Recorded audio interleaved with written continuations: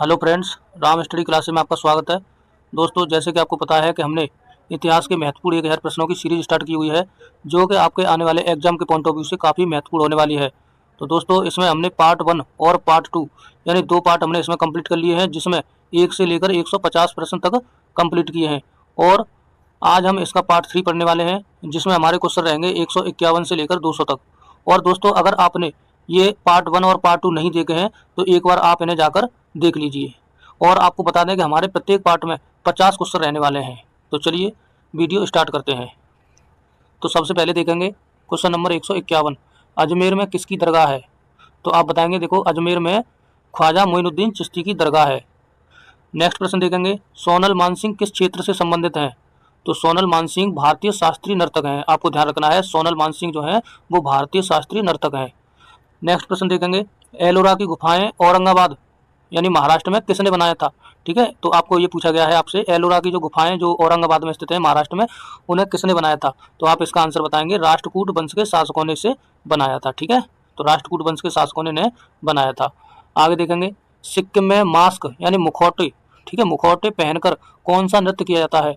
तो जो मुखौटे पहनकर जो नृत्य किया जाता है उसका नृत्य का नाम है लामा नृत्य। ठीक है, सिक्किम में जो मुखौटा पहनकर जो नृत्य किया जाता है उसका नाम है लामा नृत्य। आगे देखेंगे, 10 कुमार चरितम पुस्तक के लेखक कौन है? तो आप बताएंगे, 10 कुमार चरितम पुस्तक के लेखक महाकवि दंडी हैं। ठीक है, आपको नाम ध्यान रखना है, महाकवि दंडी। आगे देखेंगे, गुजरात में कौन सी सिंधु घाटी सभ्यता है? तो आपको ध्यान रखना है, गुजरात में सुरकोटड़ा, ठीक है, सुरकोटड़ा सिंधु घाटी सभ्यता है। आगे देखेंगे, एलिफेंटा केव्स यानी एलिफेंटा गुफा मंदिर किस भगवान को समर्पित है? तो आपसे पूछा गया है जो एलिफेंटा गुफा जो गुफा है वो किस भगवान को समर्पित है? तो आप इसका आंसर बताएंगे, भगवान शिव को यानी भोलेनाथ को। ठीक है, भोले बाबा को, भगवान शिव को समर्पित है। नेक्स्ट प्रश्न देखेंगे, विक्रमशिला विश्वविद्यालय के संस्थापक कौन थे? ठीक है, तो आप बताएंगे, विक्रमशिला विश्वविद्यालय के संस्थापक पाल राजा धर्मपाल थे। ठीक है, पाल वंश के जो राजा धर्मपाल थे उन्होंने विक्रमशिला विश्वविद्यालय को यानी इसका निर्माण कराया था। ठीक है, आगे देखेंगे, गौतम बुद्ध का जन्म स्थान यानी गौतम बुद्ध का जन्म कहाँ पर हुआ था? तो आप इसका आंसर बताएंगे, गौतम बुद्ध का जन्म लुम्बिनी यानी जो कि नेपाल में पड़ता है, तो वहां पर इनका जन्म हुआ था। आगे देखेंगे, मधुबनी चित्रकला यानी मधुबनी जो पेंटिंग है वो किस राज्य में प्रचलित है? तो ये तो आपको पता होगा, कई टाइम से ये जो क्वेश्चन है जो ये प्रचलन में है। तो मधुबनी पेंटिंग जो है वो बिहार क्षेत्र में जो है प्रचलित है। ठीक है, आपको ध्यान रखना है, मिथिला क्षेत्र है वो बिहार में पड़ता है। ठीक है, बिहार से आप बताएंगे। आगे देखेंगे, स्तूप का निर्माण किस उद्देश्य से करवाया जाता है? ठीक है, तो स्तूप का जो निर्माण करवाया जाता था वो किस उद्देश्य से करवाया जाता था? तो आप इसका आंसर बताएंगे, पवित्र बुद्ध के जो अवशेषों को रखने के लिए। ठीक है, जो बुद्ध के जो अवशेष रखे जाते थे उनके लिए जो है स्तूप का निर्माण कराया जाता था। ठीक है, आगे देखेंगे, आगरा नगर किसने बसाया था? तो आगरा नगर जो बसाया था वो सिकंदर लोदी ने बसाया था। आपको ध्यान रखना है। चलिए नेक्स्ट प्रश्न देखेंगे, होयसल वंश जो है, होयसल राजवंश की राजधानी क्या थी? तो आपसे पूछा गया है कि जो होयसल वंश था तो उसकी राजधानी क्या थी? तो आप इसका आंसर बताएंगे, द्वार समुद्रम। ठीक है, द्वार समुद्र होयसल वंश की राजधानी थी। चलिए नेक्स्ट प्रश्न देखेंगे, किसने अपनी राजधानी को कर लेना वहाँ पे, किसने अपनी राजधानी को दिल्ली से दौलताबाद हस्तांतरित किया था? ठीक है, तो आपसे ये पूछा गया है कि कौन सा जो है राजा था जिसने अपनी राजधानी को दिल्ली से दौलताबाद हस्तांतरित किया था? तो आप उसका नाम ध्यान रखेंगे, मोहम्मद बिन तुगलक। ठीक है, मोहम्मद बिन तुगलक MBT। आगे प्रश्न देखेंगे, भीमबेटका किसके लिए प्रसिद्ध है? तो आप इसका आंसर बताएंगे, भीमबेटका जो है वो शैल चित्रों और शैलाश्रयों के लिए प्रसिद्ध है। ठीक है, चलिए नेक्स्ट प्रश्न देखेंगे, कालबेलिया किस राज्य का नृत्य है? तो कालबेलिया जो है राजस्थान का नृत्य है। आपको ध्यान रखना है। आगे प्रश्न देखेंगे, अंतिम मुगल शासक कौन था? तो देखो ये प्रश्न काफी बार पूछा गया एग्जाम में। तो अंतिम मुगल शासक बहादुर शाह जफर था। ठीक है, आपको ध्यान रखना है। नेक्स्ट प्रश्न देखेंगे, जल्लीकट्टू किससे संबंधित है? तो देखो जल्लीकट्टू ये भी इंपोर्टेंट है। तो ये आप बताएंगे, बैल को मनुष्य के साथ लड़ाया जाता है जो है, यह एक ऐसा जल्लीकट्टू जो है उत्सव महोत्सव आप बोल सकते हैं, ऐसा एक जो है उत्सव होता है जिसमें बैल को मनुष्य के साथ लड़ाया जाता है। ठीक है, जल्लीकट्टू में। चलिए नेक्स्ट क्वेश्चन देखेंगे, कोणार्क का सूर्य मंदिर कहाँ स्थित है? तो ये तो आपको पता होगा, देख लो, कोणार्क का सूर्य मंदिर जो है पुरी उड़ीसा में। ठीक है, पुरी उड़ीसा में आपको ध्यान रखना है। भगवान जगन्नाथ की जो है यात्रा भी निकाली जाती है। ठीक है, आप ध्यान रखेंगे।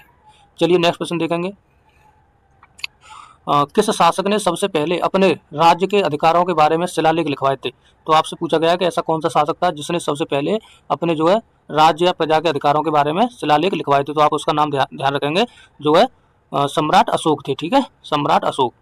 चलिए नेक्स्ट क्वेश्चन देखेंगे, कंदरिया महादेव मंदिर कहाँ अवस्थित है? तो आपसे पूछा गया है जो कंदरिया महादेव मंदिर है वो कहाँ पर स्थित है? तो वह खजुराहो में स्थित है। ठीक है, खजुराहो कहाँ पड़ता है? MP में। ठीक है, चलिए नेक्स्ट क्वेश्चन देखेंगे, विश्व प्रसिद्ध मयूर सिंहासन को कौन अपने साथ ले गया था? तो आपसे पूछा गया है कि जो विश्व प्रसिद्ध जो मयूर सिंहासन था उसे कौन अपने साथ ले गया था? तो आप इसका नाम ध्यान रखेंगे, नादिर शाह था, यानी जो ईरान का शासक था, और 1739 ईस्वी में यह अपने जो है साथ ले गया था इस सिंहासन को, जिसमें मयूर सिंहासन था। ठीक है, हीरा जड़ित सिंहासन।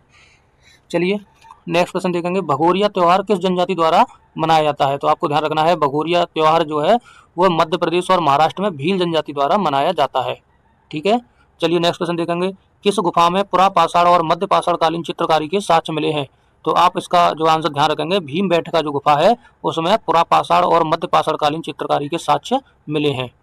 चलिए नेक्स्ट क्वेश्चन देखेंगे, सबरीमाला मंदिर किस राज्य में स्थित है?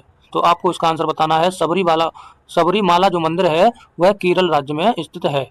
ठीक है, नेक्स्ट क्वेश्चन देखेंगे, कलारीपयट्टू किस राज्य का मार्शल आर्ट है? तो देखो ये भी आपको ध्यान रखना है, ये भी केरल का ही जो है मार्शल आर्ट है। ठीक है, कलारीपयट्टू। चलिए नेक्स्ट क्वेश्चन देखेंगे, किताब उल हिंद पुस्तक किस भाषा में लिखी गई है? तो किताब उल हिंद पुस्तक जो है यह अरबी भाषा में लिखी गई है। आपको ध्यान रखना है, यह अरबी भाषा में लिखी गई है। चलिए नेक्स्ट क्वेश्चन देखेंगे, अशोक किस वंश के शासक थे? तो ये तो आपको पता होगा, अशोक जो है मौर्य वंश के शासक थे। ठीक है, आयन अकबरी पुस्तक के लेखक कौन थे? तो आपसे पूछा गया है कि जो आयन अकबरी पुस्तक को जो लिखा था वो अबुल फजल ने लिखा था। ठीक है, अबुल फजल ने। और आपको ये भी ध्यान रखना है, ये जो अकबर के दरबार में रहते थे। ठीक है, नवरत्नों में से एक थे अबुल फजल।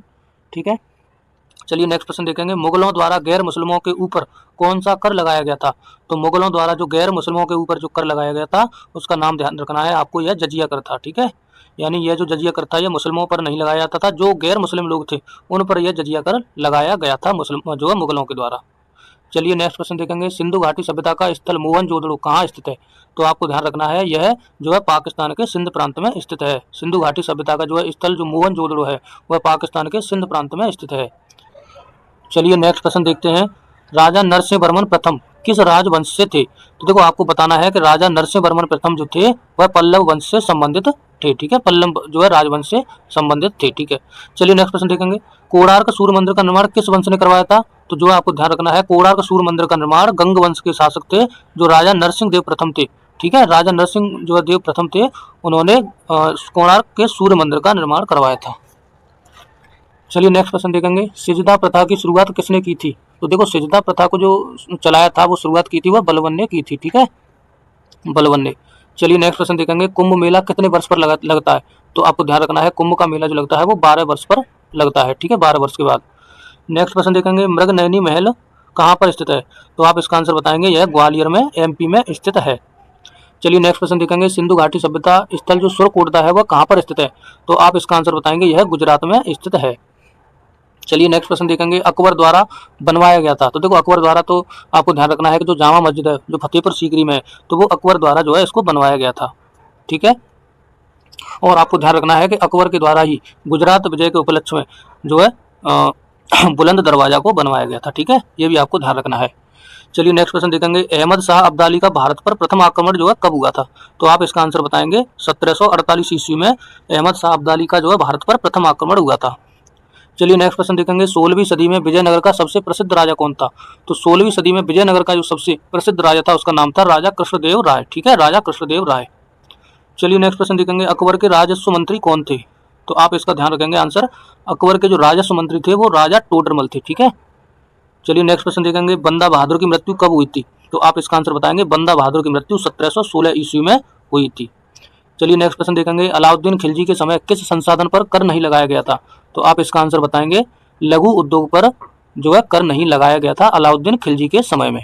ठीक है, चलिए नेक्स्ट क्वेश्चन देखेंगे, मुंडकोपनिषद किस वेद से लिया गया है? तो देखो आप ध्यान रखेंगे, मुंडकोपनिषद जो है वह अथर्ववेद से लिया गया है।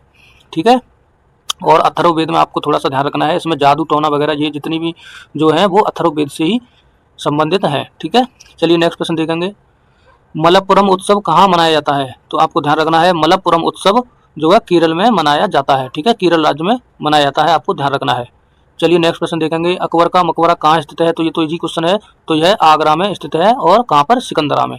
ठीक है, सिकंदर लग गया है धोखे से, तो आपको लिख लेना है, वहाँ पे आगरा में जो है सिकंदरा जगह है, वहाँ पर अकबर का मकबरा स्थित है। ठीक है, चलिए नेक्स्ट क्वेश्चन देखेंगे, तंजौर कला किस वंश से संबंधित है? तो देखो आप इसका आंसर ध्यान रखेंगे, तंजौर कला जो है वो चोल जो है राजवंश से संबंधित है। ठीक है, चलिए नेक्स्ट क्वेश्चन देखेंगे, शेरशाह सूरी का मकबरा कहाँ स्थित है? तो शेरशाह सूरी का मकबरा जो है सासाराम बिहार में स्थित है। ठीक है, चलिए नेक्स्ट क्वेश्चन देखेंगे। तिरुमल राय को किस वंश का संस्थापक माना जाता है? तो आप इसका आंसर बताएंगे तिरुमल राय को अराबिडू। ठीक है, यहाँ पे देखो अरबिडू लिख गया है, तो आप इसको जो है करेक्ट कर लेना। अराबिडू वंश जो है, अराबिडू वंश का संस्थापक माना जाता है किसको? तिरुमल राय को। चलिए नेक्स्ट प्रश्न देखेंगे, और यह जो है लास्ट प्रश्न है। और अकबर ने इबादत खाना की स्थापना कब की थी? तो आपको ध्यान रखना है, अकबर ने इबादत खाना की स्थापना 1575 ईस्वी में की थी। ठीक है, चलिए फ्रेंड्स आज इतना ही रखते हैं। वीडियो देखने के लिए धन्यवाद। जय हिंद।